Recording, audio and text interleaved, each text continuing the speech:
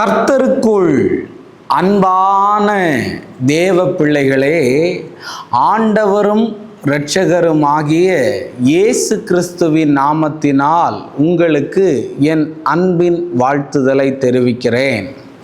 இந்த 2025ஆம் ஆண்டு ஜூன் மாதம் 1ஆம் தேதியில் உங்களை இந்த யூடியூபின் மூலமாக கண்டு சந்திப்பதை குறித்து நான் மிக்க மகிழ்ச்சி அடைகிறேன்.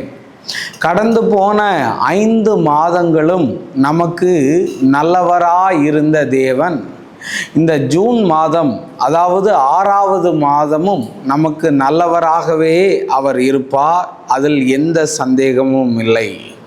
அது போகட்டும். சரி, கடந்த நாட்களிலே தேவ சமூகத்தில் மிகுந்த பாரத்தோடும் மிகுந்த ஜெபத்தோடும் கூட தேவ சமூகத்தில் காத்திருந்து ஜெபித்தேன்.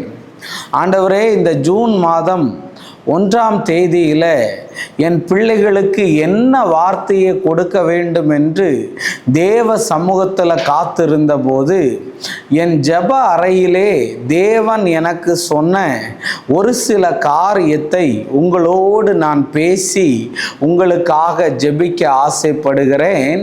கர்த்தர் இந்த ஜூன் மாதம் 1ஆம் தேதியில் உங்களோடு கூட பேசுவாராக. இந்த ஜூன் மாதம் 1ஆம் தேதியில் ஆண்டவர் நமக்கு தந்த வாக்குத்தத்த வசனம் என்னன்னா, யாத்திராகமம் 15வது அதிகாரம் அதனுடைய 25வது வசனத்தை வாசிக்கிறேன். மோசே கர்த்தரை நோக்கி கூப்பிட்டான். அப்பொழுது கர்த்தர் மோசேக்கு ஒரு மரத்தை காண்பித்தார். அதை அவன் தண்ணீரில் போட்டவுடனே அது மதுரமான தண்ணீர் ஆயிற்று என்று எழுதியிருக்கிறத பார்க்க முடியும். இன்னைக்கு உங்ககிட்ட நான் பேச விரும்புகிறது என்ன தெரியுமா? உங்களுடைய மாறா மதுரமாக போகுது என்று ஆண்டவர் உங்களுக்கு சொல்லுகிறார். யாரெல்லாம் இந்த செய்தியை கேட்டுக்கொண்டு இருக்கிறீங்களோ, யாரெல்லாம் இதை பார்த்து கொண்டு இருக்கிறீங்களோ, உங்களை பார்த்து கர்த்தர் சொல்லுகிறார், உங்களுடைய கசப்பு எல்லாம் இனிப்பாக மாறப்போகிறது என்று ஆண்டவர் சொல்லுகிறார். ஆமேன் சொல்லுங்களேன். கடந்து போன 5 மாதங்களும் உங்களுக்கு நிறைய மாறா என்கிற கசப்பு உங்கள் வாழ்க்கையில் இருக்கலாம். ஆனால் இந்த 6வது மாதம் அந்த கசப்பை, அந்த மாறாவை என் தேவன் மதுரமுள்ளதாய் மாற்ற விரும்புகிறார். தேவ பிள்ளைகளே, இன்னைக்கு பிரதர், என் கணவனால என் வாழ்க்கை கசப்பாயிருச்சு, என் மனைவியால என்னுடைய வாழ்க்கை கசப்பாயிருச்சு, என் பிள்ளைகளால என் வாழ்க்கை கசப்பாயிருச்சு, என்னுடைய வேலையினால என்னுடைய வாழ்க்கை கசப்பாயிருச்சு, இந்த கடன் பிரச்சனையினால என் வாழ்க்கை கசப்பாயிருச்சுன்னு ஒருவேளை நீங்க இதை பார்த்து கொண்டிருந்தால் உங்களுக்கு கசப்பை யார் வேண்டுமானாலும் தந்திருக்கலாம். ஆனால் உங்களுடைய கசந்து போன வாழ்க்கையை மதுரமாக இனிப்பாக மாற்றுகிறதற்கு தேவன் சித்தம் கொண்டிருக்கிறார். தேவ பிள்ளைகளே, இஸ்ரவேல் ஜனங்களெல்லாம் எகிப்திலிருந்து கானானுக்கு வருகிற போது அவங்க சிவந்த சமுத்திரத்தை தாண்டி 3 நாட்கள் அவர்கள் உணவு உட்கொள்ளாமல் தாகத்தோடும் வனாந்தரத்திலேயே வந்து கொண்டிருந்த போது அவர்கள் மாறா என்ற ஒரு இடத்துக்கு வந்த உடனே தாகத்துக்காக தண்ணியை குடிக்கலான்னு பார்த்தா அந்த தண்ணி அவர்களுக்கு கசப்பாய் மாறி போனதாம். அந்த நேரத்தில் ஆண்டவர் மோசேக்கு ஒரு மரத்தை காண்பித்து அந்த மரத்தை தண்ணீரின் மேலே அவன் வெட்டி போட்ட உடனே அந்த கசப்பான அந்த தண்ணீர் இனிப்பாய் மாறினதாம். தேவ பிள்ளைகளே, இன்னைக்கும் ஊழியக்காரனாய் நின்று அநேகரை தேவன் எனக்கு காண்பிக்கிறார். கசந்து போன வாழ்க்கை பிரதர், வெறுப்பான வாழ்க்கை பிரதர், இதுல ஒரு ஆசீர்வாதமே இல்லையே பிரதர். நான் வனாந்தரத்தில் இருக்கிறேன், நான் தாகத்தோட இருக்கிறேன், என் கசப்பை யாருக்கிட்டையும் சொல்ல முடியலையேன்னு கவலையோட நீ இருந்தனா, இந்த 6வது மாதம் 1ஆம் தேதியில கர்த்தர் தீர்க்க தரிசனமாய் சொல்லுகிறார், உன்னுடைய கசந்து போன மாறாவை நான் மதுரமாய் மாற பண்ண போகிறேன் என்று ஆண்டவர் சொல்லுகிறார். அன்னைக்கு கானாவூர் கல்யாணத்துல அவர் குடிக்கிற வரையும் அது வெறும் பச்சை தண்ணியாய்தான் இருந்தது. குடிக்கும் போது அதை தேவன் திராட்சரசமாய் மாற்றினது மாத்திரமல்ல, அதை ருசி உள்ள ஒரு பானமாக தேவன் மாற பண்ணினார். இன்னைக்கு எனக்கு திருமணம் நடக்கவில்லையே என்ற ஒரு கசப்பு உனக்குள்ளே இருக்கலாம். எனக்கு இன்னும் குழந்தை கிடைக்கவில்லையே என்ற ஒரு கசப்பு உனக்குள்ளே இருக்கலாம். இன்னும் என்னுடைய கடனை அடைக்க வழி பிறக்கலையே என்று நீ அழுது கொண்டிருக்கலாம். என் கணவனுடைய அப்பா தொந்தரவு என்னால தாங்க முடியலன்னு கசந்து போய் இருக்கலாம். என் மனைவியோடைய தொந்தரவு என்னால் தாங்க முடியலையே என்று நீ இருக்கலாம். கானாவூர் கல்யாணத்துல பச்சை தண்ணியை திராட்சரசமாய் மாற்றினவர், கசந்து போன தண்ணீரை இனிப்பாய் மாற்றின ஆண்டவர், கசந்து போயிருக்கிற உன்னுடைய வாழ்க்கையையும் ஆண்டவர் மதுரம் உள்ள மாறாவாக மாற பண்ண போகிறார்.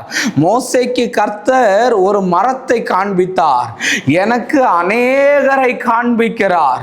மன அழுத்தத்தில் இருக்கிற நிறைய பேரை பார்க்கிறேன், வாழவே பிடிக்கலையேன்னு நிறைய பேரை பார்க்கிறேன், என்னால இதை படிக்க முடியாதுன்னு நிறைய பேர் சொல்றீங்க, இந்த வேலையில என்னால இனி நீடிச்சு இருக்க முடியாதுன்னு சொல்றீங்க. பிரதர், என் வாழ்க்கை முழுவதும் கசப்பாய் போய்விட்டதே, எந்த மதுரமான காரியமும் எந்த நல்ல காரியமும் எனக்கு நடக்கலையே என்று கவலையோட இருந்தனா, இந்த காலை நேரத்தில் தீர்க்க தரிசனமாய் சொல்லுகிறேன், உன்னுடைய கசந்து போன வாழ்க்கையை மதுரமாய் தேவன் மாற பண்ணுவார். உனக்கு திருமணங்கள் இயேசுவின் நாமத்தினால நடக்கும், பிள்ளை செல்வம் உண்டாகும், வியாதிகள் உன்னை விட்டு மாறும், உன் கடனை அடைக்கக்கூடிய வழிகளை தேவன் திறந்து தர போகிறார். உன் கசந்த மாறா மதுரமாய் மாறும் தேவ பிள்ளைகளே, இன்னும் உங்களுக்கு காண்பிக்கிறேன். ரூத் எழுதின சரித்திர புத்தகம் 1வது அதிகாரம் அதனுடைய 20வது வசனத்தை வாசிக்கிறேன். அதற்கு அவள், நீங்கள் என்னை நகோமி என்று சொல்லாமல் மாறாள் என்று சொல்லுங்கள், சர்வ வல்லவர் எனக்கு மிகுந்த கசப்பை கட்டளையிட்டார் என்று எழுதியிருக்கிறத நம்மால் பார்க்க முடியும். நகோமி பெத்லகேமில் பஞ்சம் உண்டான உடனே மோவாப் தேசத்துக்கு போயிட்டா. அந்த மோவாப் தேசத்தில் போனதுனால அவளுக்கு எல்லாத்தையும் இழந்து எல்லா காரியமும் நஷ்டப்பட்டுட்டு திருப்பி தேவன் பெத்லகேமில் ஜனங்களை சந்தித்து ஆகாரம் கொடுக்கிறார் என்று கேள்விப்பட்டு அவ திரும்பி தன்னுடைய ஊருக்கு போகும்போது அவளை பார்த்தவங்க அவளை எல்லாரும் நகோமி வந்துட்டா நகோமி வந்துட்டான்னு சொல்லும்போது அந்த நகோமி ஜனங்களை பார்த்து சொல்றாரு, நீங்க எல்லாரும் என்ன நகோமின்னு கூப்பிடாதீங்க, என்ன மாறான்னு சொல்லுங்க, ஏன்னா என் வாழ்க்கையில எல்லாம் கசப்பாய் மாறி போயிற்று என்று. ஆனால் அவளுடைய வாழ்க்கையில கசப்பான அனுபவங்களை எல்லாம் தேவன் மதுரம் உள்ளதாய் மறுகிற நாட்களில மாற பண்ணினது மாதிரி இன்னைக்கு கணவனை இழந்து போய் நீ இருக்கலாம், உன் பிள்ளைகளை இழந்து போய் நீ இருக்கலாம், உன் சரீர சுகத்தை நீ இழந்து போய் இருக்கலாம். ஆண்டவரை விட்டு நான் போனதுனால தான் இந்த கசப்பான அனுபவம், நிறைய தவறு பண்ணிட்டேன்னு சொல்லி நீ உட்கார்ந்து இருக்கலாம்.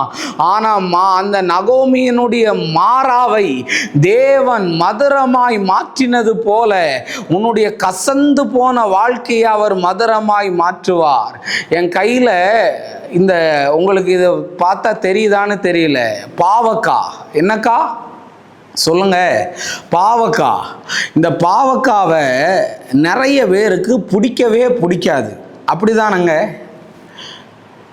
நிறைய பேருக்கு பிடிக்காது. வெண்டைக்காய் பிடிக்கும், கத்திரிக்காய் பிடிக்கும், உருளைக்கிழங்கு பிடிக்கும், தக்காளி பிடிக்கும்.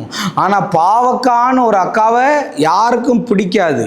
ஏன் பிடிக்காதுன்னா அதில் என்ன தன்மை இருக்குதுன்னா கசப்பு தன்மை இருக்குது. என்ன தன்மை இருக்குது? கசப்பு தன்மை இருக்குது. நான் உங்ககிட்ட சொல்ல வரேன், இருக்கிற காய்கறிகளிலேயே அதிக வைட்டமின் உள்ளதும் அதிக பவரானது எது தெரியுமா? பாவக்காய் தான். இந்த பாவக்காய் உள்ள இந்த கசப்பு இறங்க இறங்க தேவையில்லாத இடத்துல இருக்கிற கிருமி எல்லாத்தையும் அழிக்கக்கூடிய ஒரு வல்லமை கொண்டது இந்த பாவக்காய். ஒரு பாவக்காவே அப்படி இருக்குதுன்னா உங்களை தேவன் சில கசப்பான அனுபவத்துக்குள்ள நடத்துறாருன்னா தேவையில்லாததையெல்லாம் அழிக்கவும் தேவையில்லாத காரியத்திலிருந்தெல்லாம் உங்களை வெளியே கொண்டு வரவும் தான் தேவன் அதை அனுமதித்தார் என்பதை நீங்க மறந்துடக்கூடாது. எனக்கு இந்த லைஃப் பிடிக்கல பிரதர், எனக்கு இந்த வாழ்க்கை பிடிக்கல பிரதர், ஏன் தான் இவனை கல்யாணம் பண்ணனோ, ஏன் தான் இவளை கல்யாணம் பண்ணனோ, எதுக்கு இந்த வேலைக்கு வந்தனோ, ஏன் நான் இன்னும் உயிரோட இருக்கிறேனோ, நான் இன்னும் செத்து போகலையேனெல்லாம் ஒரு மாதிரி கசந்து போன வாழ்க்கையில இருந்தீங்கன்னா அந்த பாவக்காய் உள்ள இறங்க இறங்க தேவையில்லாத கிருமிகளை எல்லாம் அழித்த மாதிரி இன்னைக்கு ஏன் ஏன் என்று கேள்வி கேட்டுக்கிட்டு இருக்கிறியா? எதற்கு எதற்கு என்று கேள்வி கேட்டுக்கிட்டு இருக்கிறியா? இந்த 1ஆம் தேதி காலை நேரத்தில் கர்த்தர் தீர்க்க தரிசனமாய் சொல்லுகிறார், உன்னுடைய வாழ்க்கையில இருக்கிற அத்தனை கசப்புகளையும் தேவன் மதுரமாய் மாற பண்ணுவார். என் கையில ஒரு தேன் பாட்டில் இருக்கு, பார்த்திருக்கீங்களா? இந்த தேனை மாதிரிக்கல உங்களுடைய வாழ்க்கையை தேவன் மதுரமாய் மாற்றுவார். பாவக்காவை மாறிக்கல கசப்பா இருந்தாலும் அதை தேனை போல சுவை உள்ளதாய் ஆண்டவர் உங்க வாழ்க்கையை மாற்றுவாருங்க. அதனால இந்த மாதம் உங்களுடைய மாறா மதுரமாய் மாறும் என்று கர்த்தர் சொல்லுகிறார். இன்னும் ஒரு வசனத்தை காண்பிக்கிறேன். அப்போஸ்தலர் 8வது அதிகாரம் அதனுடைய 23வது வசனத்தை வாசிக்கிறேன். நீ கசப்பான பிச்சிலும் பாவ கட்டிலும் அகைப்பட்டு இருக்கிறதாக காண்கிறேன் என்றார். பிலிப்பு என்கிற ஒரு தேவ ஊழியன் ஜனங்களுக்குள்ளே அற்புதங்களை அடையாளங்களையும் செய்து வந்த போது பிலிப்பு யார் தலைமையிலையெல்லாம் கை வைக்கிறானோ அவனுக்கு எல்லாம் பரிசுத்த ஆவி உண்டாகும் என்று வேதத்தில் எழுதியிருக்கு. இதை பார்த்துக்கிட்டு இருந்த அந்த ஊர்ல சீமோன் என்பவன் பணத்தை கொடுத்தா எனக்கு இந்த வரம் கிடைக்கும்னு சொல்லி என்ன பண்ணியிருக்கிறான், அந்த பிலிப்பு கிட்ட போய் கேட்க போகும்போது பிலிப்பு அவனை கண்டுபிடிச்சது என்னது தெரியுமா? நீ கசப்பான பிச்சில கட்டப்பட்டிருக்கிறாயின்னு. அப்ப தேவ பிள்ளைகளே, அப்போ பிசாசு கூட சில கசப்பான பிச்சில உங்களை கட்டி வச்சிருக்கலாம். ஷபாரபா லாபா, கணவன் மேல கசப்புல கட்டி வச்சிருக்கலாம், மனைவி மேல கசப்புல கட்டி வச்சிருக்கலாம், பிள்ளைங்க மேல கசப்புல கட்டி வச்சிருக்கலாம். இனி இந்த வாழ்க்கையே எனக்கு வேண்டாம் என்று நீங்கள் நினைத்திருக்கலாம். ஆனா இன்னைக்கு கர்த்தர் ஒரு பெரிய டெலிவரன்ஸை தருகிறார். உன்னை விட்டு கசப்பு வெளியேறி மதுரம் உன் வாழ்க்கையில வரப்போகிறது என்று கர்த்தர் சொல்லுகிறார். ஆமீன் சொல்லுங்களேன். இன்னைக்கு குழந்தை இல்லையேன்னு அழுது கொண்டு இருக்கலாம், கடன் பிரச்சனையில நீ தவித்து கொண்டு இருக்கலாம், எனக்கு இன்னும் நல்ல வேலை கிடைக்கலையேன்னு நீ அழுது கொண்டு இருக்கலாம், இன்னும் எனக்கு ஒரு நல்ல வாழ்க்கை கிடைக்கலையேன்னு நீ அழுது கொண்டு இருக்கலாம். தேவன் உன் வாழ்க்கையை மாற்ற உண்மை உள்ள தேவனாய் இருக்கிறார்.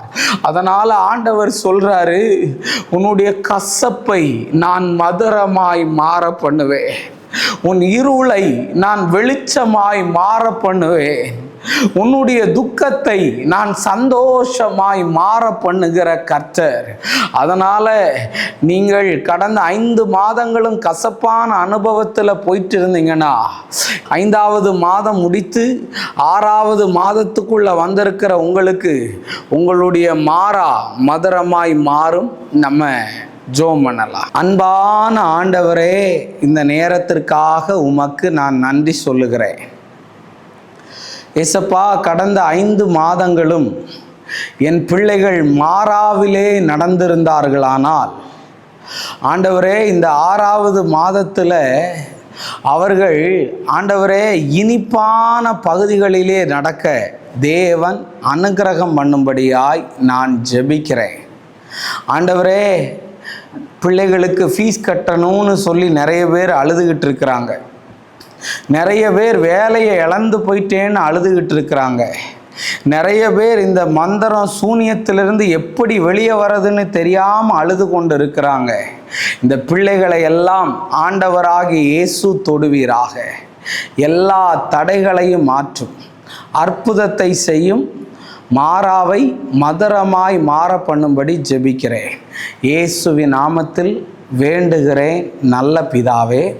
ஆமேன், ஆமேன், ஆமேன். God bless you. கர்த்தர் உங்களை ஆசீர்வதிப்பாராக. முக்கியமான சில காரியத்தை உங்ககிட்ட சொல்கிறேன், தெளிவாக நோட் பண்ணிக்கோங்க. நமக்கு எல்லா மாதமும் 2வது ஞாயிற்றுக்கிழமையில் தான் மீட்டிங் நடந்தது. ஆனால் இந்த மாதத்திலிருந்து, அதாவது ஜூன் மாதத்திலிருந்து 2வது வாரம் இல்லை, நல்லா கவனிங்க, 2வது வாரம் இல்லை, 3வது வாரம் நடத்தப்படுகிறது என்பதை நான் தாழ்மையோடு கேட்டுக்கொள்கிறேன். இடமும் மாற்றப்பட்டிருக்கு. போன ஆண்டு விழாவுக்கு கூட்டம் நெரிசலினால் இடம் பத்தாததுனால கர்த்தர்கிட்ட ஜெபம் பண்ணிக்கிட்டு இருந்தேன்.